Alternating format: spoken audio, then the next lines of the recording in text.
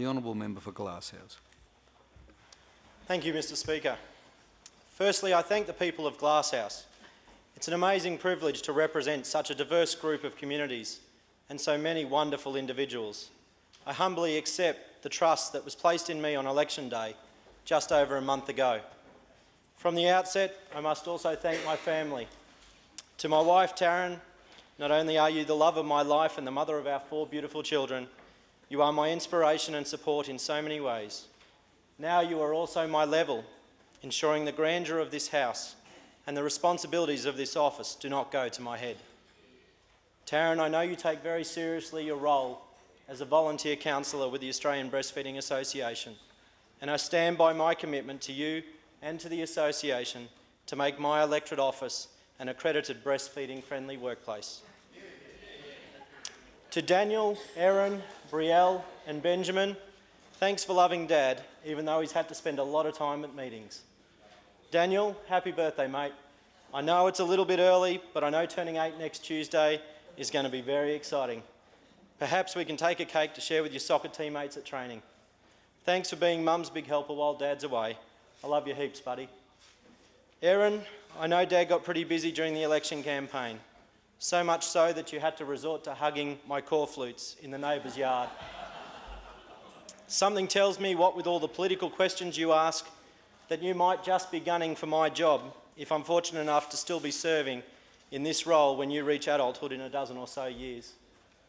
Brielle, my little princess, Dad will be home for tickles and wrestles soon. In the meantime, I'll blow you a kiss each morning and evening. Be sure to catch them, sweetheart. Ben, mate, you're too young to comprehend what's going on, but know, my little boy, I love you and that beautiful smile of yours. If you haven't worked out already, I'm pretty sold out on my family. In fact, I'm a big fan of the whole concept of family. I come from a very large and loving family, and I was able to share the opening of Parliament yesterday with my mother and father. I don't know who was more excited, myself or my mum. My wife also comes from a large and incredibly close-knit family, and I have a wonderful relationship with my father-in-law and mother-in-law. Both Taryn and I have had brilliant role models to learn from and have the continual support and encouragement of our extended families. But my recent career in the Department of Child Safety has shown me that whilst that love, support, fun and adventure might be the norm for most, it's only a dream for some. Too many of Queensland's children and young people continue to grow up in fear of physical, emotional or sexual abuse, or grow up neglected. But I don't point the finger at the families, at the mums and dads that perpetrate the abuse or neglect. I point the finger at myself and the rest of us in broader society who know this is occurring and do nothing to offer assistance and support to these families when they need it most. My mother and grandmother share stories from their generations, and I won't be so naive to believe for 1 minute that abuse and neglect didn't occur or wasn't covered up in those generations. But there was a sense of community that meant when a family in your street, in your neighbourhood was in trouble, you pitched in and helped. I lament that my generation and others have become fixated with self and have lost this sense of community. I'm concerned that our reliance on technology and cars has taken us away from our local community so that we no longer know who our neighbours are. I don't have any miracle solutions, but I do know it starts with the family, with my family and with your family. And for that reason, I will always look for ways to strengthen and support the family unit in Queensland.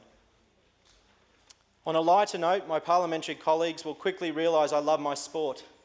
And as I've already mentioned, I will try to continue coaching my son's soccer team, the Palmwoods Under-8 Crusaders. I particularly love team sports, and so it should come as no surprise that my recent victory in Glasshouse was the end result of a concerted team effort. I sincerely thank my team. In the halves were the dynamic duo of Greg and Joyce Newton. Their combined strategic nous, determination, leadership and commitment to the cause can only be compared to Lewis and Langer. In the centres were Winston Johnston and Margaret Moss, the power and ball-running visionaries of the team. You'll never meet a more honourable and true individual than Winston Johnston. Winston came second at our pre-selection, but was the first to sign on to my campaign team. That kind of commitment in the face of individual disappointment is unbelievable. And Margaret was our astute and tireless treasurer. Margaret, I owe you a huge debt of gratitude.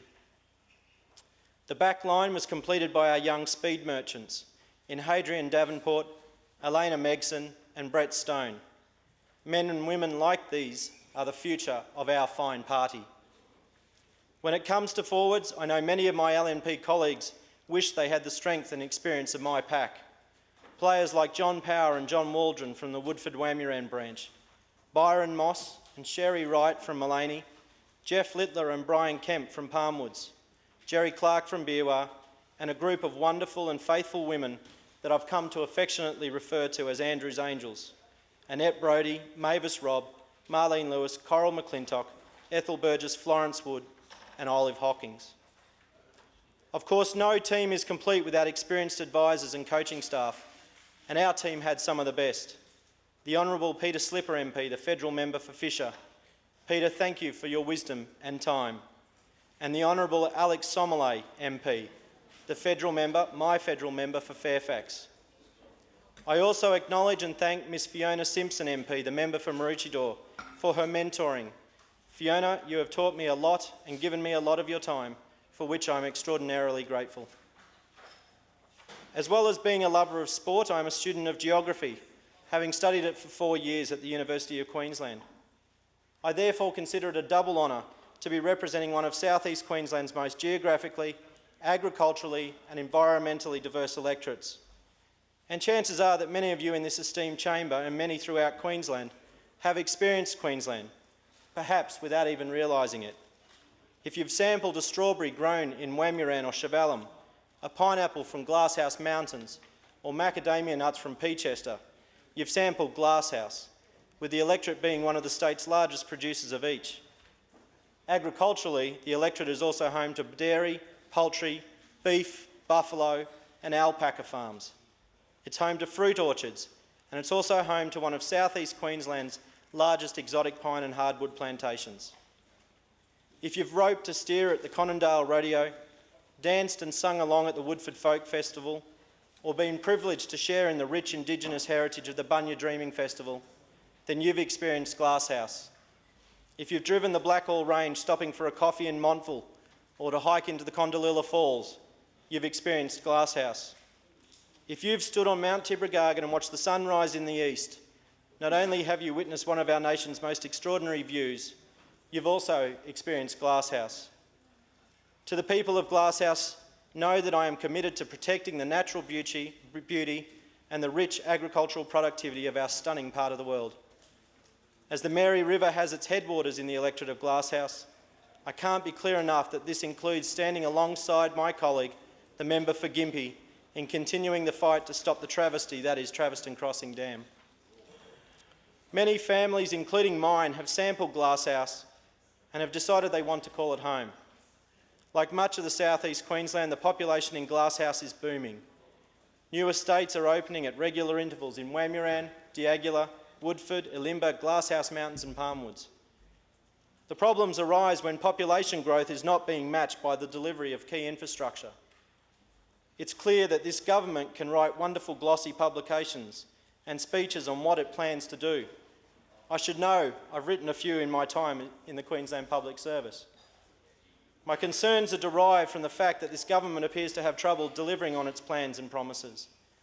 And that has been enough to drive a frustrated career public servant to stand for public office. If by luck, more so than careful project management, the infrastructure is delivered, it's regularly delivered late and over budget. Poor project management has contributed to the fact that we here in Queensland were well on the way to $74 billion in public debt, long before anyone had ever heard of the phrase global financial crisis. This is what $74 billion in debt looks like. It's the equivalent of $6.6 million in interest every day, rising to $11.2 million per day in 2011.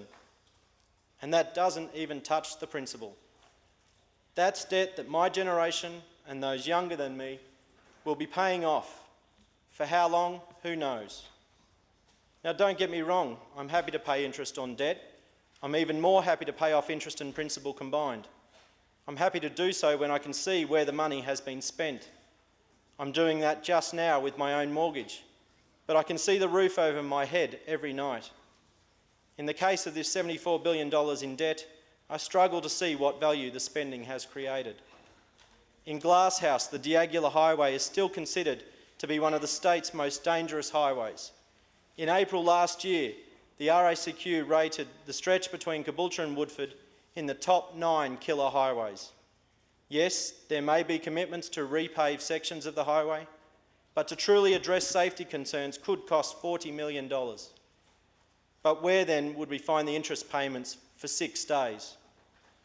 Unfortunately, it's not the only road in Glasshouse with significant safety issues. The Mullaney-Kenilworth Road between Conondale and Kenilworth is an accident waiting to happen. An accident that could be averted for less than 2 days of interest payments. I fear that it will take the catastrophic news of a school bus rollover for this government to deliver the much-needed widening of this vital link in the upper reaches of the Mary River Valley. Moving away from roads, Glasshouse locals have shared their concerns about the on-again, off-again Northern Rail Corridor duplication. Another project shelved for the sake of making interest payments, I suspect. Most of the house and landholders in the corridor genuinely accept the need for this improvement in rail services and that their properties will need to be resumed. All they ask in return is for a bit of decent and regular communication, fair compensation and a smattering of good old respect. Our schools are in desperate need of maintenance. The $45 million allocated each year is simply not enough to meet the needs of ageing infrastructure. And many of Glasshouse schools, as a result of the population growth, not only need maintenance, they need new and expanded buildings. Many dedicated principals and P&C volunteers in Glasshouse wait with bated breath to hear whether their schools will be successful under round 2 of the State Schools of Tomorrow program. I suspect, though, that improving our schools is always going to have to wait when we're busy making interest payments. I will be part of a team that holds the government to account for this debt binge and for its poor spending priorities. I've mentioned I love my sport and that I'm a student of geography. I'm also a student of history and politics, and Glasshouse has had its fair share of both. I had the great pleasure of inviting Mrs. Joan Adaman to the opening of Parliament yesterday. Joan's late husband, Evan, and her father-in-law, Charles, represented the people of Glasshouse at the federal level for a combined total of some 41 years as the members of Fisher and Fairfax. Of similar historic note is that the town I now call home, Palmwoods, was also home to Sir Francis Nicklin, this state's Premier from 1957 to 1968. Following his service during the First World War with the Australian Imperial Force, Nicklin purchased a 20-acre pineapple farm at Palmwoods as part of a soldier settlement. Nicklin is renowned for many things, including the fact that he lost 5 elections as opposition leader before eventually becoming Premier in 1957. But once in leadership, Nicklin came to be synonymous with what the Australian Dictionary of Biography describes as trustworthiness and honesty. It goes on to describe that at various stages he demonstrated resilience, conciliation, assertiveness and sternness, all qualities I see as beneficial in representing Glasshouse. Perhaps it's no surprise that he is credited with presiding over the most tranquil 10 years of Queensland politics in the 20th century. Clearly, like Curtis, the Honourable Member for Mulgrave, I too have very large shoes to fill. When you consider esteemed forebears such as Sir Francis, and as you look around this magnificent chamber, you can't help but be inspired to greatness. Yesterday, I swore an oath on the Bible. In it, Jesus says, "Whoever wants to be great must become a servant. Whoever wants to be first among you must be your slave. That is what the Son of Man has done. He came to serve, not be served." Let me give you just one example of what this kind of greatness looks like in reality. I am a huge supporter of the school chaplaincy program. These individuals do so much for so little. Talk to any principal, teacher or student and they will tell you just how indispensable their chaplain is. And yet, even with some government funding and the hard work of local fundraising committees, our local chaplains take home very little in their pay packets. So why do they do it? Because they understand what it is to serve, and that serving often requires sacrifice. They sit alongside the kids at their school, providing a listening ear and a shoulder to cry on when times get tough, or a word of encouragement when times are good. We, members of Parliament, can learn from these great individuals. Whoever wants to be great must become a servant.